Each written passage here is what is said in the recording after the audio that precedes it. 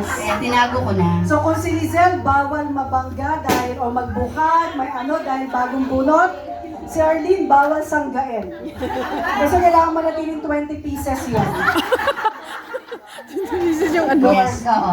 Totoo yan. Actually, na-encourage ako. Sino ba nagsabi sa akin mag-bounce daw ako kasi di ba meron ako sino ba yung nagsabi? Sabi niya, na-encourage ako tapos nag-bounce ako doon. Kaya hindi nakita yung dito ko kasi nga, nag-bounce nga. Pero, ayun, okay lang. Matatago naman. Kaya wala sinabihan kayo Praise God, si no? Bangus Kasi, Girl. 10 years na ako dito sa Island DCC since na dumating ako dito since 2014. Yeah. Tapos, proud 48! Mga 40 plus. Yes! Tapos, I thank God for His faithfulness sa buhay ko. Kasi, dati ako, marupok. Kumbaga, siya Ngayon, dati malakas ako na. maiyak, kunti naiiyak ako. Tapos, hindi pa ako masyadong strong noon sa mga pagsubok ni God. Pero ngayon, strong na. Naiiyak na yan. At saka nagpapasalamat ako kasi hindi ko man naisipan na mag-give up. Yes. Ayoko umiyak kasi yun sana yung gusto ko, ayokong iiyak. Kasi, di ba sabi ko nga strong na ako. Yun. Tapos, thank you kasi sa inyong lahat. Ang dami na natin, ang saya. Sana madagdagan pa. No? Kasi marami na din umalis, pero may pinupuno pa rin si God. Hindi tayo nababawasan pero nadadagdagan pa rin tayo. Praise God. At saka thank you sa inyong lahat. Kasi, ayun nga, patuloy kayo na pumupunta dito tuwing Sunday at sabay-sabay tayo nagpuri sa Panginoon. Thank you! Amen. Next, honesty, the very honest. Ang motto mo, Hello! Ipakilala ko bagong muna yung manicure, pa bagong pedicure. Ang motto mo ba sa buhay ay honesty is the best policy? Sige, honesty, how young are you and what do you thank God for? I'm honestly 35 years old. 55 years old. I thank God because you guys want to be here every Sunday. I'm maliban sa first Sunday of the month kasi nasa kami. Pasalamat ako sa Panginoon. Ako dito, may Sunday off, Saturday off ako. Nakailang church na din ako na pinuntahan na hindi ko alam.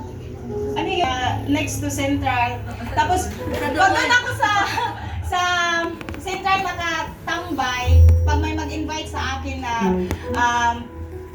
magpunta sa church yun, kahit hindi ko kilala, sabayan ko yan. At kahit nasa MTR pa ako, punta ako, saan kayo punta? Sabi na sa church ako. Kaya, kahit sino yung samahan ko, basta church lang ang puntahan. Sarap po. Sama ko. Kaya, thank you na pasalamat ako sa Panginoon kasi yung last na church na listen natin. Kalma. Hiningal. Pinasukan ko parang ako yung pag first and worship nila namin may nagbabackground na doon baka ito na yung Holy Spirit. Mayroon kasi mga churches na may speaking in tongues. Hindi siya mali, hindi lang natin siya pinapractice. So ayoko matakot kayo and then wag din natin silang pagtawanan because that's their practice eh. Diba? So it's not wrong, baka ikaw hindi ka lang talaga. hindi ako sanay kasi naging kinabutan ako baka kasi sabi ko baka ito na yung sipahan na pagkatapos yung matutumba ka yung paganyan-ganyan. May ganun din. That could happen. Kaya sabi ko, sana mag-isin ako sa isang Ito, simbahan. Biki. Kaya thank you Lord na dito talaga sa simbahan. Ay lagi, kahit simbahan hindi ko yan siya kilala noon, pinakilala na ako ni yung hipag niya. Kaya ayun, at saka si Van ay napaka-entertainer, kaya yun. At saka alam mo, magkakamukha kayo, no? Parang sino ba yung kausap ko ngayon. Magkakahawig kayo. Oo. Maganda, di ba? Magaganda, yes. All beautiful, all beautiful. Ito lang, thank you, Pastor. Thank you, Honesty. Next, let's go to Lizelle without E. Go away! Go away! Ako pala si Lizelle, 42 years old. Nagpapasalamat ako sa Panginoon kasi hindi kami nagkakasakit sa pamilya ko. Tsaka nagpapasalamat din ako dito sa church. Mga 4 years na yata ako dito. Ayun, pasalamat. Thank you, Lizelle. Next, Leia. I'm Leia. I'm 43 years old. And since first day off ko, dito na ako sa Island ECC. And then I thanks God na, even though I say na Bible study is boring, but now is exciting talaga. So yan talaga yung inano ko. And then God changed my life, yes. And then sabi ko hindi ako magpapatawad ng may mga sala sa akin, but now I'm forgiven, yes. So thanks God for dinala niya ako dito sa Island ECC. Thank you, Leia. For a context, nung simula si Leia, actually dati Saturday si Leia. So, bago, maraming bagahe sa puso. Kaya yung sabi niya, yung problema sa mag-asawa, ganun kabigat sa kanya. Kaya sabi niya, ayoko magpatawad. And then, yun nga, feeling niya boring yung Bible study. And there was a time na wala siya. She stopped going to church. But she's one of the testimony of God's goodness, that when God works in our heart, He changed the person inside out. He changed the person 180 degrees. Nung bumalik si Leia, yung boring Bible study becomes exciting. In fact, she's now one of the small group leaders. Diba? And naayos yung, hindi naman talaga perfect, pero napatawad yung asawa, naayos yung mga anak. So she's one of the example ng pagkilos ng Panginoon sa puso natin. So from Leia, let's jump to Gina. Ang ganda po. Hi, my name is Gina Rodida. I'm 39 years old. Andyan si Karen. I am blessed with everything I have. Even the small things I consider big. I am blessed as a mother to my children. I am blessed unexpectedly to have reached 7 years in this church. Every year I celebrate my birthday here. Kasama kayo. And the first product of our airport ministry. Thank you so much. Nais kong magpasalamat sa lahat ng namumuno Bakit at hindi sa natin nakapag-isip ng ganitong paraan. Lalong-lalo na sa ating beloved Ate Risa. Thank you so much. Thank you so much for the kindness and your caring heart, Ate Risa. And above all, sa ating Creator, He is the source sa lahat ng ito. And happy birthday sa ating dito. Thank you po, Ma'am Charo. Kasi salita niya, di ba? May insecure si Ma'am Charo.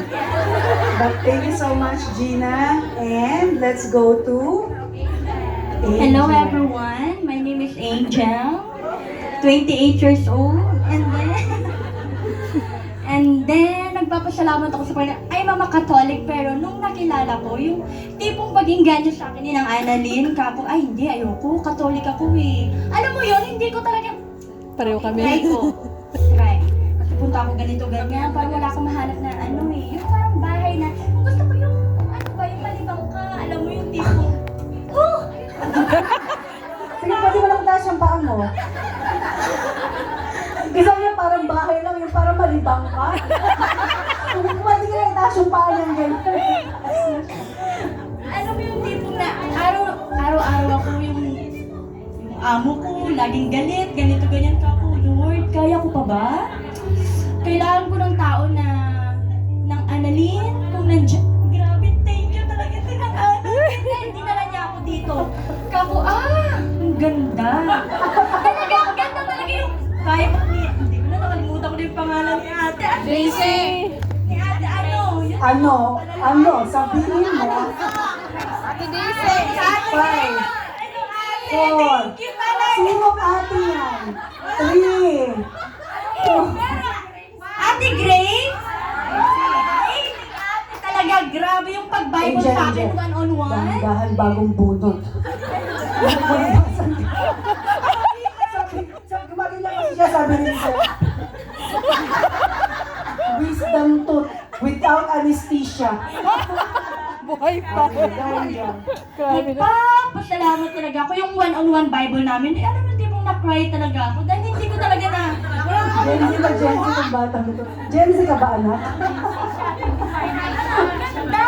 Ang ganda sa pakiramdam ka ako. Ay, hindi ko to na-learn sa Katolik. Totoo, pero thank you. Thank you talaga kay Annalyn, sa mga kaibigan niya. And then, lahat! Thank you sa inyo. Happy birthday, everyone!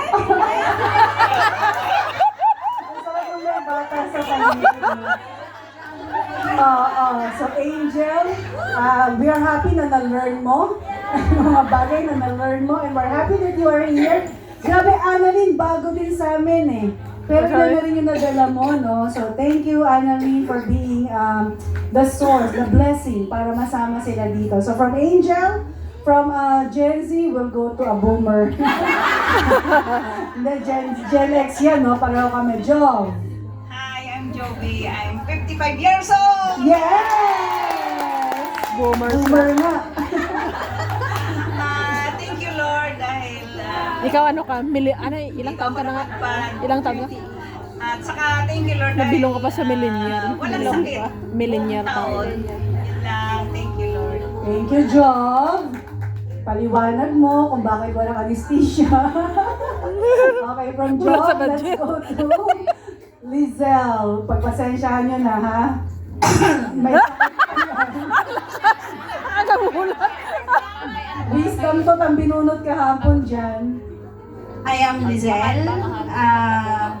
Age?